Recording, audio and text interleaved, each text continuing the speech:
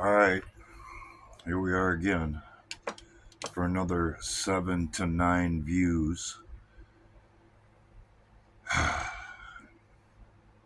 My subscriber count has went up for the first time since I don't remember when. As my view count goes down, in what world does that make sense? I suppose the world we're living in today. Serious question. How do the people at Google, YouTube, and Facebook sleep at night? I know I certainly couldn't. I'll give you an example.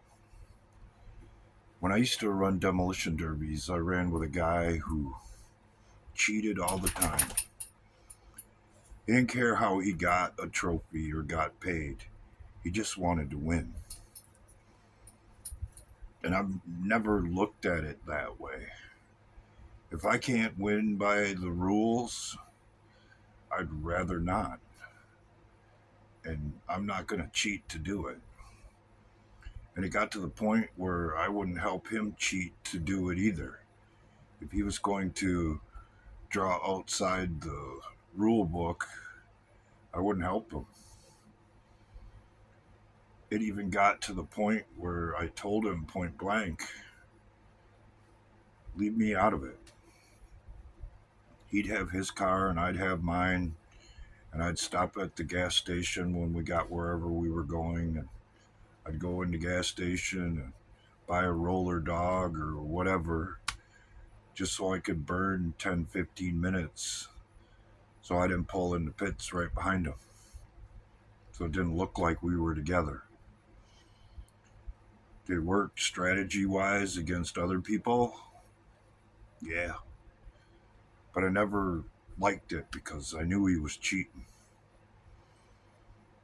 Did it help him fill his trophy case? Yes, it did, but not as good as it could have because he wasn't nearly as good behind the wheel as he thought he was and wouldn't have gotten as far as he did if he wasn't cheating. I never wanted to win by cheating. It, it just totally turns me off. And I told him, if you're going to drag me into it and tell these people that I help you prepare your car and all that kind of stuff, when it comes down to it, I'm going to tell them exactly what I know. So there's a little background in what I understand about the psychology of people who cheat. The longer you do it, the more acceptable in your mind it becomes, when it should have never been acceptable in the first place. But I digress. So, on to the main point of this video.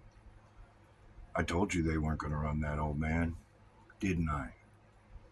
As a matter of fact, I've said it on multiple occasions before we got to this point.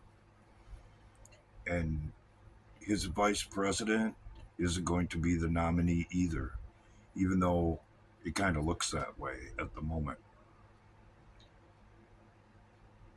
Why? Because you can't defend her in the political arena based on the things that she has said about Joe Biden, that he's engaged, that he's on the ball, that there's is no doubt about his mental acuity, when it should be obvious to anybody with eyeballs that he hasn't been on the ball ever since he got to the White House and wasn't on the ball before he got there. That's why they had him hiding in the basement during the campaign. Does it lead to other places? Yes, it does, but I can't cover that here. And then you move on to a simple fact that Biden made her what's called the border czar. That was her baby, according to Joe Biden. Well, could you have done any worse job than that? I don't even know if she ever went down there. I don't recall an instance. Maybe once. I remember vaguely. We're not stupid enough to be able to sell that to the American public. You don't think Trump's not going to bring that up and make it an issue during the campaign? Really? Okay. So, this is the point where it gets kind of tough because I have to reveal something about my past, which I would really rather not do. But it's relevant to be able to understand how I can see some of the things I see. When I was a kid, I had to deal with somebody who talked to me in a manner that nobody that close to me in my life should have ever talked to me. You're stupid, you're worthless, your opinion will never count, and so on. And words way more hurtful than the ones that I just used.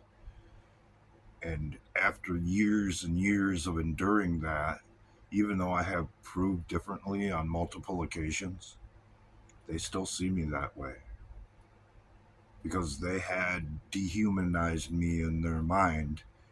And at some point, it stuck. And it stuck with them through my interactions with them throughout my whole life.